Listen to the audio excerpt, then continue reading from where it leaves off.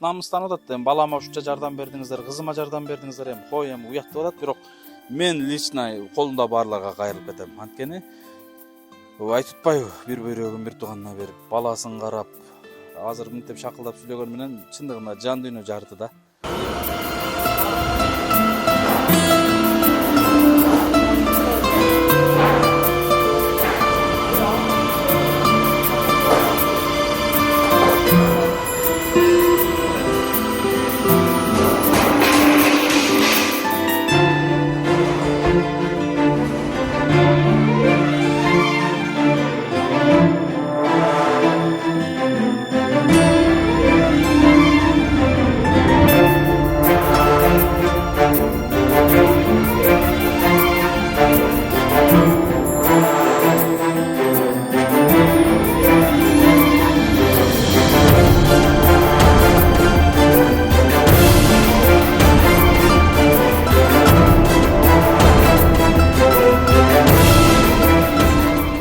Атадан алты болсоң да бир жалгыздык башында деген туура сөз экен. Жалгыз болсок дагы чиренип жашоо шамалына келип атабыз.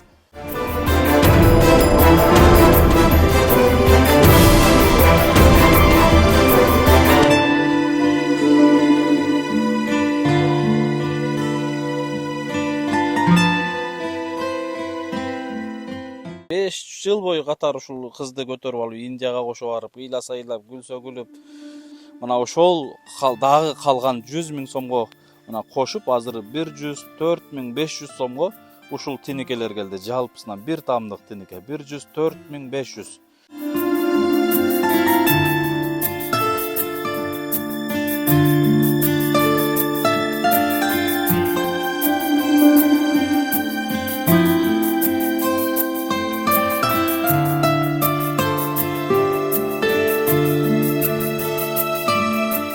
Мен эже үчүн бир кандайдыр бир сиздерге кайрылып кетким келет. Эженин өзүнүн М-банк номери, WhatsApp номерин астына коелу. Байланышып, кимде ким, бир айнегин мен жардам берейин, бир эшигин мен кылып берейин, кел, муну кыз үчүн же ушул жарты жан эже үчүн дагы бир нерсесине көмөктөшөйүн деген бир туугандар келиңиздерчи, байланышып туруп, кабарлашып туруп. Ассаламу алейкум, урматтуу мекендештер, кадырлуу кыргызстандыктар, арбаңыздар, амансыздарбы, тынчсыздарбы? Урматтуу кыргызстандыктар, жалпы эл жакшылары, эл асылдары, биз буюрса Ак ниет аманат коомдук кайрымдуулук фонду кайрадан элдин кызматындабыз. Кызматыбызды буюрса баштадык. Албетте азыр октябрь айынын башында турабыз. Урматтуу туугандар, жалпы эл жакшылары, жалпы кайрымдуу берешен бир туугандар. Албетте кече күнкү жыйынтыктардан кийинки маселе көпчүлүктү ойго салды. Көпчүлүктү бир түшкө салышы мүмкүн. Көпчүлүккө мындай кандайдыр бир суроолорун бизге узатып, жада калса бир сонун керемет мотивация, жакшы сөздөрүн, керемет сөздөрүн узатып атышты. Албетте баардыгыңыздарга учурдан пайдаланып дагы да ыраазычылык билдирем. Жогоруда айтып кеткен элек го, элдин кызматын жасаш үчүн сөзсүз бир мандат алып, же депутат болуштук деле шарт эмес болгону, урматтуу туугандар, болгону биз калыс ак ниетибиз менен алдыга умтулуп жылы берген болсок, дагы да бир көп аракеттерибизди жасасак болот. Урматтуу туугандар, урматтуу мекендештер, биз бүгүн бир жакшы иштин үстүндө турабыз, мындай эле болуп атат көзүм. Албетте ушундай бир жакшылык иштерде, бир кубанычтуу, сүйүнүчтүү иштерде албетте ар кандай бир сезимдер болот, ар кандай бир учурлар болот. Мына бүгүн буюрса мына астыңыздарда турган сонун керемет үйдү көрүп атасыздар. Бул үйдүн ээси ким десеңиздер, азыр толук бир маалыматташалы, бөлүшөлү туугандар. Албетте бир үй бүлөнүн мына азыр октябрь айы келе атат, күн жаар алдында турат, жамгыр кар жаардын алдында турат. Мына ушундай погоданын астында бир үй бүлөгө ушундай салынган, бир үй бүлөнүн үйүнүн чатырын жаандан, чачындан, каардан, ысык сууктан тосуп турган мына ушул чатырына себепкер бололу деп албетте мына ушундай сонун керемет тинекелер келди. Жакыныраак эме алып койсоңуз да. Бул жерде бир тамдын толук мындай тинекеси, мына мокрый асфальт, атайын цветной ушундай тинеке, чекесинде онундой болгон момундай ак обшивка бериле турган ак листтер, тинекелер дегендейчи. Азыр ушул тинекелердин, чатырлардын сезону, жакшы билесиздер. Мына ушундай учурларда биз жакшылыкта жарышып, бир сонун сүйүнүчтүү кабар менен бөлүшөлү деп келип калдык. Мына кызды көрдүңүздөрбү? Турушун көрдүңөр да, чоң кыз болуп турган. Татнайым, кандайсың? Жакшы. Ден соолук жакшыбы? Ооба. Чоң кыз болуп калдыңбы? Ооба. Урматтуу досторум, мекендештер, бул кызды баардыгыңыздар тааныйсыздар, билесиздер. Бул биздин эң алгачкы, мындай айтканда, бейтабыбыз, кызыбыз, периштебиз. Айта берсе сөз көп. Кичинекей маалында, 2 жаш маалында ушу колубузга көтөрүп алып, Кыргызстанды түрөө кыдырып, 2 ай бою ушул элдин, коомчулуктун жардамын күтүп, коомчулуктун жардамын чогултуп алып, анан Индияга жөнөп, андан бери ушул бир нече жыл бою ушул Индияга алып барып келип, мына азыр карагыла алдыңыздарда сонун чоң кыз болуп калды мына. Туугандар, сонун сүйүнүчтүү кабарларга мындай дуушар болуп атам да. Анткени ушундай болгон бир сонун бир дагы бир кыздын ден соолугуна себепкер болдук элек. Былтыр Бишкекте тоюна бардым элем. Бир сонун жакшы жерге түшкөн. Назбийке деген кызыбыз бар эле, Ысык көлдөн. Мына ошол кыз кече көз жарыптыр. Ата энеси чалып сүйүнүп атат. Албетте ушундай бир сүйүнүп өткөнсүң, өзүң баягындай балалуу болгондой, же болбосо чоң адамдар неберелүү болгондой ушундай бир сезимдер болот экен да. Себеби ошолордун жакшылыгына себепкер болуп, алар сүйүнүп, кубанып, медер кече эле сен кичине кызмат кылып койгон биздин балдар уулду болду, кыздуу болду, төрөп атат, жакшылык болуп атат үйүбүздө деп кубанып сүйүнсө, андан дагы эки эсе өзүң дагы кубанат экенсиң да. Карагыла. Ушунун өзү бакыт эмеспи? Аллах таала ушундай себепкерлерге, ушундай бир жумуштарга себепкер кылды албетте. Татнайым, канчада окуп калдың көм? 2-де. Иә. 2-де. 2деби? Чоң кыз болуп калыпсың. Иә. Уже сени бир канча? Так, 2де окуп атсаң 9 жылдан кийин турмуш көрөт экенбиз дейм, а? Иә. 9 жылдан кийин сени турмушка беребиз деп чыгат экенбиз дейм, а? Иә.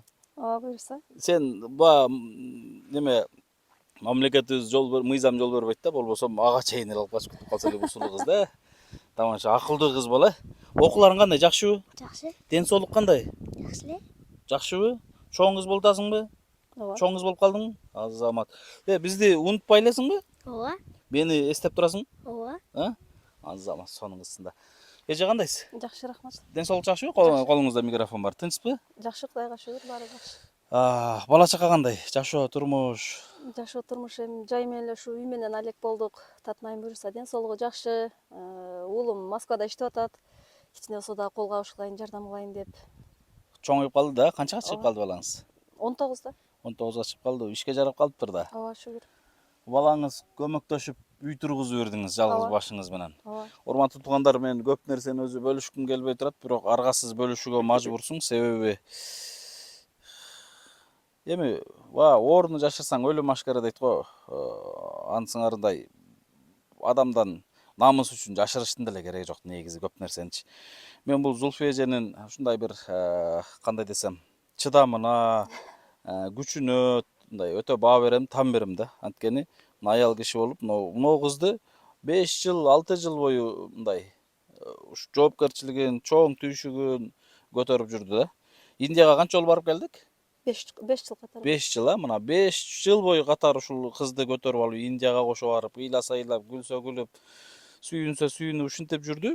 Мына ошол учурларда эжебиз эми сыноонун аркасынан сыноо келип, Алла таала ушундай бир жакшы, ушундай нерселер менен сынайт экен да. Бир тууган иниси дагы бөйрөгүнөн ооруп калып, инисинин ден соолугуна да себепкер болуп, бир бөйрөгүн берип эжекебизчи. Анан кыскасы ушундай бир чоң сыноолордун аркасында жүрөт да. Анан могул үйдү мына баштаганына 2-3 ай болду. Мен сиздерге бир айтып жүрчү элем, Көмүскөдө бир үй болуп атат. Кудай кааласа ошол үйгө киришебиз, көптөшөлү деп айттым элем. Эжекебиз эми балам чоңоюп калды, улам эле элден жардам сураш бул уят нерсе экен медер дегенинен, сиз жалгыз бой эжесиз. Ден соолук болсо да ушундай болуп турса, балаңыздын түйшүгүн көтөрүп жүрсөңүз, сизге жардам бербей анан кимге жардам беребиз деп айтып эле келатканбыз. Мына бүгүн учур келип, ушул үйдүн чатырын, тинекесин азыр алып келип турабыз, туугандар. Эми бул тиники каяктан ким каржылады, кайсыл акчага деп ойлошуңуздар мүмкүн да, эми ушул нерсеге токтолуп кетейин. Урматтуу туугандар, бул тинике могул кызга биз 5-6 жыл мурда 2019-жылы 2018-жылы коомчулуктан каражат чогултканбыз. Жакшы билесиздер, мына ошол каражат менен 5 жолу Индияга барып келдик да. Мына сиздердин бир жардам берген, ушул кызга берген жардамыңыздардын аркасында биз 5 жолу Индияга барып келдик. Улам биринчи барганда каражатты тоңдуруп, үнөмдөп, ушундай катып койдук элек. Мына ошол каражаттын аркасында 5 жолу Индияга барып келди. Бир дагы кайра экинчи жолу, үчүнчү жолу, төртүнчү жолу, бешинчи жолу барганыбызда элден каражат сураганыбыз жок, жардам сураганыбыз жок. Ошол биринчи алгачкы берген каражатыңыздарды үнөмдөп отуруп 5 жолу Индияга барып, анан дагы да ушул быйыл буйруса акыркы жолу барып калсак керек. Азыр ден соолугу Кудайга шүгүр жакшы болуп калды. Дагы бир чакырат болуп аткан. Ошого акыркы ушул 100 000 сом каражатыбызды сактап койдук элек. Эми мондай зарыл иш болуп турса, анан эми кыз ден соолук Кудайга шүгүр, эми ал убакыт дагы бир кеп болор деп, мына ошол дагы калган 100 000 сомго мына кошуп, азыр 104 500 сомго ушул тиникелер келди. Жалпысынан бир тамдык тинике 104 500. 104 500 сом ушул тинике келди. Албетте мына караңыздар, бул кызга берген жардамыңыздардын аркасында ушул кыз сонун ден соолугу жакшы болуп атат. Кудайга шүгүр, мына бул үй деле ушул кыз үчүн салынып атат. Эми үй бүлөлүк жашоо турмушту айтпай эле коеюн, эми бул нерсеге токтолбой эле коеюн. Анткени туура түшүнүп турасыздар, мен айтып кеттим, эже жалгыз ушул нерсенин баардыгын көтөрүп, чыдап алып келатат. Bunun өзү түшүнүктүү болуш керек. Негизи аял кишиге ушундай бир темирдей, баягындай тартипти жана темирдей бир эмени берет экен да, сабырдуулукту, күчтү берет экен. Мына ошонун аркасында бул эжебиз ушу 2 балам деп жашап келатат, 2 балам да болсун деп келатат. Кудайга шүгүр, мына ушинтип заңыраган заманбап ушундай хан сарайлуу болгон атат, Кудай кааласа. Эжеке, биринчиден баягындай ак өргөңүз кут болсун дейбиз го, бирок бүт эле үйгө антип айтыш да болбой турат. Анан мен ушул учурдан пайдаланып, урматтуу мекендештер, урматтуу бир туугандар, эжебиз өзү коомчулуктан жардам сураштан деле уялып турам деди эле. Мен эже үчүн бир кандайдыр бир сиздерге кайрылып кетким келет. Эженин өзүнүн М-банк номери, WhatsApp номерин астына коелу. Байланышып, кимде ким, бир айнегим мен жардам берейин, бир эшигин мен кылып берейин, кел, муну кыз үчүн, же ушул жарты жан эже үчүн дагы бир нерсесине көмөктөшөйүн деген бир туугандар, келиңиздерчи, байланышып туруп, кабарлашып туруп, мына бул үйдү эженин үйлүү болушуна себепкер болуп калыңыздар деп мен айтып кетелим. Эже өзү кайрылгандан чындыгында тартынып турат. Бул видеодо эле тартылмак эмес. Болгону кыздын акыркы ушул калган каражатын отчет иретинде мен тартып койбосом болбойт, ошон үчүн тартып атам. Ар бир иш көмүскөдө болбош керек, прозрачный болуш керек. Отчеттук негизде, ошонун негизинде тартып атам. Ошон үчүн туура кабыл алып, туура түшүнүңүздөр. Зульфия эженин номерин азыр өзүнөн сурап кетейин. М-банк номериңиз барбы? Жок, М-банк. Жокпу? Байланышыңызчы, WhatsApp'ыңыз? 79 менен 45 89 01.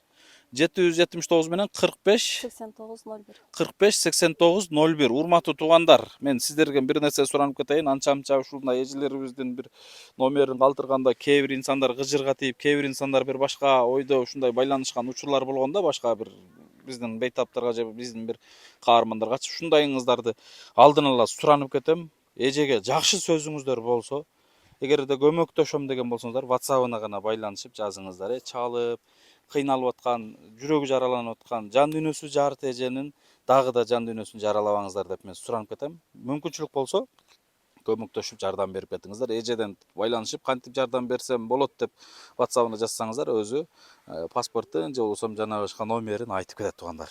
Ушундай, Зульфия эже, кантип атасың, эмне жаңылыктар? Жаңылык эми жай менен үй менен алыштык, уста багып, ушул үйдү эптеп тургузуп алсак экен деп. Калганы баары 6 жылдан берки, экөөбүз таанышкандан берки жашоо баары өзүңө малым дегендей жылда Индияга барып келип, кыздын ден соолугу менен алышып, андан кийин иним бөйрөгүнөн жабыркап аны менен алышып. Эми бул Алланын буйругу, тагдырдын сыноосу экен, айла жок. Аял киши болсом дагы күчтөнүп, ошол сыноого баш ийип, Алланын буйругуна жашап келип атам. Эми Кудайга шүгүр, дагы да тирүүлүктө тирүүбүз. Анан сен кече күнү чалып, эже үйдүн чатырын өзүм алып берем дегенден кийин үйгө келип дагы ушунчалык эмесе биз базарда ошондо тинике көрүп жүргөнбүз. Жаптыралы деп, сен ошентип айткандан кийин өзү негизи ичимде бир үн кабар берип аткандай, көңүлүм ток болуп атканда, буйруса келет деп чындап, чын жүрөгүм менен ишенип күтүп аткам, көңүлүм ток болчу. базарда жүргөндө чалгандан кийин дагы 6 жылкы жашоону бир сыйра баягы тепкичтерин эстеп өттүм да, кыйынчылык болгон жерлерин. Марафондо жүргөн жерлер, баягы сен тишиң алдырып кетип калган жерлерден бери эстедим да. Кайра тишиң ооруп алып келген жерлериң, Татнайм Костомовск анализ тапшырып атканда дагы жаныбызда тургандарың бардыгын бирме бир көзүмдөн өткөрүп, аэропортто өтө албай регистрациядан ошол жерде үчөөбүз жалдырап туруп калган жерлерин эстеп, көзүмө жаш алып ыйладым десем дагы чын. Эми бул буйрук экен. Анан баягы атадан алты болсоң да бир жалгыздык башыңда деген туура сөз экен. Жалгыз болсок дагы чиренип жашоонун шамалына келип атабыз. Баягы айтылган сөз атылган ок деп бекеринен айтылбайт. Ошол сөздөрдү баардыгын тактылап, далилдеп алып келип бергениң үчүн чоң рахмат. Чыныгы кыргыздын мыкты мырза жигитисиң, ага мен шек жок ишенем. Депутат болбой калсаң деле ушул жумуштарды аркалап жүргөнүң өзү депутат болгондон жакшы. Кудай кааласа. Депутат болуп кетсем дегендеги пландарыңы, ниеттериңе угуп да ушунчалык сүйүндүм эле. Жылыш болот экен медицинада деген буйрук дагы да келечек алды да, Кудай кааласа. Азыр ушинтип келип турганыңардын өзү чоң мага бакыт. Бизди унутпай. Силерге рахмат айтам. Толкундан сүйүнгөнүмөн сөздөрүмдү дагы таба албай атам. Баягы бир тууган болуш үчүн Разаковдун сөзү бар экен, бир ата бир энеден төрөлүш, жаралыш шарт эмес деген. Ошол сөзгө дагы ынанып, бир сыйра жашылдандым. Сени бир тууганымдай көрөм. Бир туугандарымды кандай жакшы көрсөм, сени да ошондой жакшы көрөм. Рахмат. Сыйлайм. Рахмат. Алла разы болсун. Албетте бул Татнайымдын бир тууган агасы болуп калдык. Агай болуп калдык. Устаз болуп калдык. Кыскасы көп нерсени айта берсек болот. Татнайым үчүн баардыгы. Мына албетте бир учур келет тарых жаратат. Бир учур келет тарых баасы берет. Бир учур келет тарыхта бир алтын тамгалар менен аттар же болбосо ушул күндөр эсте кала тургандагыдай жазылып калат. Анан эң негизгиси жогоруда айтып кеттиңиз, биз жогорку кеңешке барып калсак, мына Татнайымды 5 жолу Индияга алып барып келдик деп атпаймынбы? Татнайымды 5 жолу Индияга алып барып атсаң, ушундай болгон бейтаптарды ушу Кыргызстанда да араласак деп мен ошол үчүн аттангам. Ал жакта башка деле кызыктар бир маселе жок. Эми барып калсак чоң эшиктер ачылмак. Барбай калсак деле көрүп атасыз, мына элдин кызматындабыз. Кызмат кылыш үчүн мандат, депутаттык деле шарт эмес. Балким ушул кайра ал жерге барып калсак, мындай мүмкүнчүлүктөр элди аралап, элге кызмат кылыш дагы мүмкүнчүлүк болбой калышы ыктымалдыр. Бул дагы Алланын каалоосу. Буюрса баары жакшы болот. Урматтуу мекендештер, албетте колдогон, жакшы дуа бергендердин баардыгына терең ыраазычылык билдирем. Татнайым, мектепке жөнөйсүңбү? Ооба. Бүгүн сабак бар да, Окууларың айгилип, кам жакшы жүр, Бизге жазып тур, мейлиби? Кабарлашып тур, Ушул үй бүткөндө үй тойго, өзүң чоңойгондо кыз тойго келели, Кудай кааласа биз кызматыңда болобуз. Кандай учур болбосун, мейлиби? Өзүбүз кандай учур болбосун ушул кызды турмушка чейин узатабыз. Кыскасы биз ар бир бейтаптарыбыз менен мамилебиз баягындай эмеде тыгыз катнашта, ошон үчүн эч кимибиз менен мамилебиз үзүлбөйт, алыстабайт.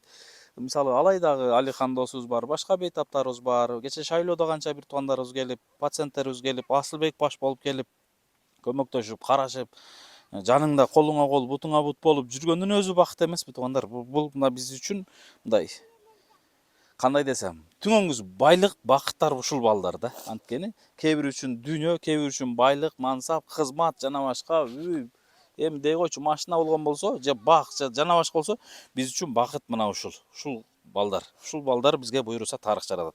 Татнайым мейлиби? Ойной бер, окууңа ийгилик. Урматтуу туугандар, жүрүңүз мен бир үйдү кичине кыскача көргөзүп кетейинчи. Үйдүн ичи эмне болду, кандай, канча комната болду. Мына бул жерге лестницасы бүт эле экен. Аяттың чындыгын аял кишиге кыйын эле нерсе. Эгер эркек киши болгондо эч ак эле бүтүрүп койсо эле. Бул жер мен түшүнүмө мен башкырта да келгем. Балким эфирден бир подсъемкаларды кошуп кетебиз. Дубал болуп атканда дагы келип кабар алып кеткенбиз. Бул жер ушундай бир холл, бир кухня, ушундай бир бөлмө болгон. Ал эми бул жагы зал бөлмөсү болгон, мынакей. Конок бөлмөсү, чоң бөлмө. Ушул 3 эле чоң бөлмөгө бөлүп койгон да. Ал эми бул жагы ушул жатакана бөлмөсү деп койсок деле болот бу. Или кухня деп койсок деле болобу. Могул жерге печкасы болмок. Кадимки пакса менен урулду. Эми паксанын азыркы күчүн, азыркы сапатына элдин баары баа берип атышы мүмкүн. Берип атса керек. Себеби пакса баарынан азыр жакшы болуп атат. Мына айнектер да чоң болуп калды. Наракта 2 айнек экен. Мына 3 айнек экен, могул жакта 4 айнек экен. Анан мынол лестницанын 2 капталында 2 айнек турат, 6 айнек экен. Туугандар. 6 эле пластик жасаган балдар ушул бирден айнектерин алып келип коюп берип койсок болот да. 1, 2, 3 эшик экен. 3 эле бала ушул эшиктерин алып келип койсок болот да, чындыгыначы. Эми бу эже чындыгында кайрылыш ошондуктан уялып турат. Мен лично сиздерге кайрылам. Эже кайрылбаса койсун. Уят намыстанып атат. Балама ушунча жардам бердиңиздер, кызыма жардам бердиңиздер, кой уят деп атат. Бирок мен лично колунда барларга кайрылып кетем. Анткени айтып атпайбы, бир бөйрөгүн бир тууганына берип, баласын карап, азыр мынтип шакылдап сүйлөгөнү менен чындыгында жан дүйнө жарды да. Анткени бир эмес эки адамдын ден соолугуна себепкер болуу бул чоң түйүшүк туугандар. Буну бир аял эмес, бир 10 эркек көтөрө алгыс, бул чоң эмелер. Ошону көтөргөн бул Зульфия эжеге рахмат чындыгында. Үстү да лай басылбай жетишпей калып турганыңыздар. Ушул лайын басып, кандай эле мүмкүнчүлүк болуп калса бу эл бүтүр ушул жерде сонун бир маареке кылып тапшырылып калганда. Эми ошого мен айтып кетер элем, эже менен байланышып, жок дегенде жакшы сөзүңүздөр менен колдоп, бир кубаттап, анан бир колдон келсе мүмкүнчүлүк болсо, бир ушул эшиктерине көмөктөшүп койсоңуздар деп мен сиздерден суранып кетер элем, достор. Мына бул жерге 2 канат эшик коюлат. Мондай болуп, үстүлөрү ушундай болуп эме болгон. Кыскасы ушундай, бул жерге лестницасы болгон. Үйдүн айланасын бүт мына дрондун негизинде көрдүңүздөр. Кыскасы бардыгы ордордун да, албетте, Зульфия эженин ушул агалары, бир агасы ден соолук ушундай болуп турса дагы жанында колуна кол, бутуна бут болуп жардам берип жүрөт. Бир агасы азыр чатырын жаап устага кошуп жардам берип жүрөт. Кыскасы ушу бир туугандарына да рахмат, туугандарына да рахмат. Бир тууганым деп мына көмөктөшүп, карындашым, бир тууганым үйлүү болуп калсын деп жардамдашып атышат. Мына ушундай, достор, мекендештер, аманчылыктарда көрүшкөнчө, жакшылыкта көп-көп жарыша берели. Зульфия эже, келип алыңыз. Жакшылыкта көп-көп ушундай бир жарышуулар көбөйсүн, достор. Албетте, бир үй бүлөнү үйлүү кылуу ар бир эле инсандарга насип кылган болсун. Чындыгында чоң бакыт. Зульфия эже, кыжалат болбоңуз, сарсан болбоңуз. Бирок баатыр экенсиз. Эмнеге дегенде, мындай үйдү салабыз деп канча семьялар Россиялап, сырттап, четтеп жүрөт. Мына балаңыз экөөңүз көгөрүп жүрүп, ушул үйдү тикелей берипсиздер да. Чын, бунун өзү чоң күч, чоң бакыт. Бирок сиз жалгыз эмес, эч качан кыжалат болбоңуз, Мына бир туугандарыңыз бар, жакындарыңыз бар, элиңиз бар, журтуңуз бар. Эч жок дегенде биздей болгон мындай таанышыңыз бар, болбосо биздей болгон, кандай десем, бир уш Татынайымдын агасы катары иниңиз бар, Кудай кааласа. Эч качан жалгыз эмес. Ошондуктан муңайбаңыз, сарсанаа болбоңуз. Дагы кандай болот, эмне болот, үйдөн кийин эмне болот, кызымдын маселеси эмне болот, анын баарын эч ойлонбоңуз. Кудай кааласа, Аллах Таала маңдайга жазганын көрөбүз. Маңдайга, Кудайга шүгүр. Мына басып жүргөнүңүздүн өзү бакыт эмеспи, эжеке? Сүйлөп жүргөнүңүздүн өзү бакыт. Ушул күндөргө зарлап, какшап жетпей аткандар канча. Кудайга шүгүр өзү, Ошон үчүн сарсанаа болбоңуз. Түшүнүп турам, баардык нерсе мындай ичи дардыңыз ичиңизде болуп турат, анын баардыгын билем, сезем, түшүнүп деле турам. Ошон үчүн бүгүн астыңызга келип, колубуздан келиши көмөктөшөлү деп келдик. Татынайым маселеси дагы кийин да болот. Үй жабылып калсынчы деп атайын келдик. Ушул үй бүтүп калсын. Үй тойлоруңуздарда, балдарыңыздын кыздарын тоюнда кызмат кылышты. Аллах Таала насип кылсын, эжеке. Бир эки ооз эл журтка бир кыска сөзүңүздү айтып кетсеңиз да болот. Көптөн бери Зульфия эжени көрө элек болсоңуздар керек. Негизи дагы бизде бир ой бар. Зульфия эжеде өзү талант көп да. Жеңилирээк бир иш менен үй бүлөнү бага тургандагыдай бир эме кылалы деп жүрдүк элек. Медицинага деле кызыгы бар, бирок диплом жок. Дипломсуз өзүмчө кече ойлоп аттым да, эфир аркасында сүйлөсөк болот эле, азыр эфир астында деле сүйлөшө берели. Талантыңыз көп да. Дипломсуз деле бир медициналык диплом жок да, бирок кандай деп ойлоп отурганан кече бир жаныбызда эмелер менен кеңешип отуруп, Зульфия эжени бир ырчы кылып коет окшойбуз. Таланты бар. Жарчу болсо деле азыр фонограмма менен ырдап 2 жаштап кирип эле 5-10 миң тыйын таап бала чакасын багып атпайбы? Ошого мен жалап атап бүт той алып барган тамадалар менен сүйлөшөм. Той алып барган кыскасы чыгармачылыктар менен да сүйлөшөм. Сонун болгон ырларды жазабыз эже, ырларды аткарасыз, ырдайсыз, билем мен сизди. Мына ушуну кылыш керек. Мына экран аркасында турган биздин Закир агабыз да көмөктөшөт. Баарыбыз чыгармачылык менен биригип туруп, үй бүлөңүзгө бир киреше болуп тура турган, бала чакаңызды багып тура турган бир оюмда жүрөт да көп нерсе. Эмнеге бир жолго салып койсок депчи. Мына бул үй бүтүп калса, Кудай кааласа, мына ушул жагына киришебиз, Кудай кааласа. Бир эки ооз сөзүңүздү айтып кетиңиз. Ассаламу алейкум, урматтуу Калдайган кыргыз калкым. ошо кыргыз элибиз бар үчүн биз улам сыноолор биринин артынан бирин жеңип ушул жарык жашоодо турабыз. Абалы Аллахка чексиз шүгүрлөр, мактоолор болсун. Ал эми силерди дагы элчи кылып чакырык жаратып жасатып койгон силерге дагы чоң рахмат, терең ыраазычылык. Ошо 6 жылдык түйшүктүн бардыгы элдин көмөгү менен болуп келди. Азыр дагы бул тинике дагы ошол элдин чогулткан аманат акчасынын негизинде келип калды. Ошону сактап, үнөмдөп ушул күнгө чейин жеткирген сага дагы терең ыраазычылык. Мен өзү баштан эле айтам го, буйруса бул жашоодон өтүп кетсең деле убагы келип сени таанып жаткан адамдар жашап турса, бул тарыхта Медер Сапарбаев деген атабыз же бабабыз болгон экен деп жашай бересиң деп ар дайым ишенем. Ошо Татнайымдын тарыхындагы 22 барака актай листке тарых кылып жазып койгом. Мен кыскартып, аны дагы көбөйтүп, дагы ошо 6 жылдык жашоону аракеттенип жазам деген ниетим бар. Тарых болуп бала чакама сага ар бирин сага дагы тапшыргам. Балким окудуң, балким окуй элексиң. Мен кече күнү сен чалгандан кийин дагы үйгө келип алып ошол барактын ар бирин окуп көз алдыман өткөрүп, бир сыйра ыйлап алдым. Бул жашоо ушундай экен да. Угуп отурган адамга, жомок жашап өткөн адамга тайгак ушундай бир тагдыр да. Эми Алланын буйругу экен жашап атабыз. Кудайга миң мертебе шүгүрлөр болсун. Элиме, журтума, ушул Закир ака бардыгыңарга, Медер өзүңө дагы терең ыраазычылыгымды билдирем. Буйруса баары жакшы болот. Балдар үчүн алдыга, башка жол жок артка.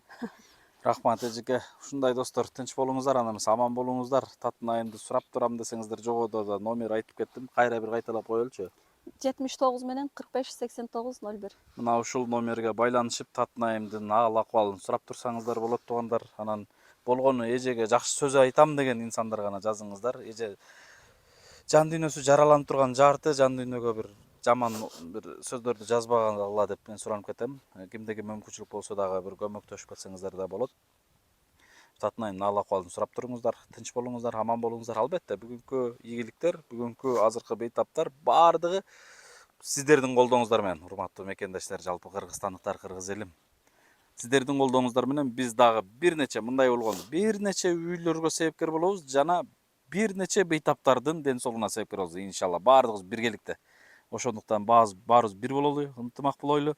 Кыргызстанда мындай алтын тамгалар менен жазылып кала тургандагыдай иштерди жасап кете берели туугандар. Өмүр итак эле кыска туугандар. Өмүр ансыз деле кыска. Бүгүн баарыбыз эртең жокпуз. Бирок ушул иштерди жасап аткарып калалы. Жогору жакка барып жана башка иштерди, жана башка байлык, дүнүйө эмес, ушундай жакшылык иштерди көп жасап, сонун бир иштерге себепкер болуп калайлы деп мен баарыңыздарды чакырар элем. Бирок заман, Кудайга шүгүр, барчылык заманда жашап атабыз. Ушул учурда туугандар, кече шайлоо бүтөөр замат канчалаган бир туугандар бизге кайрылды. Жада калса жарты наным жок үйдө деген кайрылуулар болот. Бүгүнкүгө эмне жээримди билбей турам деп кайрылуулар болот. Кичине дары дармекке каражатым жетишпей атат Медер деп кайрылып аткандар бар. Үй жайым жок, каерге барып жашайм деген кайрылуулар болот. Эми дей койчу, Инстаграмда, WhatsApp'тан кайрылуулар ушунчалык көбөйдү. Кана шартым болсо бардыгынан кабар алат элем, бирок убактым да жетишпей атат, шартым да жетишпей атат. Азыр дагы бир ушундай заргакшаган бир тууганыбызга үйдүн дубалы тургузган, ошол үйдүн да үстүн Кудай кааласа көтөрүп жаап бериш керек болуп турат. Эми айта берсе көп, кайрылуулар өтө көп. Кыйналып аткан бейтаптар, ооруп аткандар.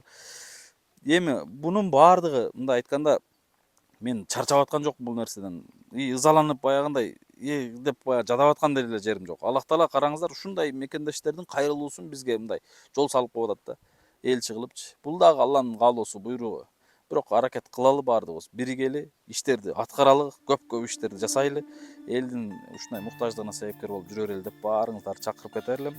Албетте бул видеолорду максимально таратып, видеого лайк басып, жана видеону таратып коюңуздар туугандар. Жакшылыктарга кимдир бирөө дагы көрүп себепкер болуп калышты. Себепкер болуп калыңыздар баарыңыздар. Тынч болуңуздар. Аманчылыктарда көрүшкөнчө, Базар Коргон жеринен баарыңыздарга салам алейкум.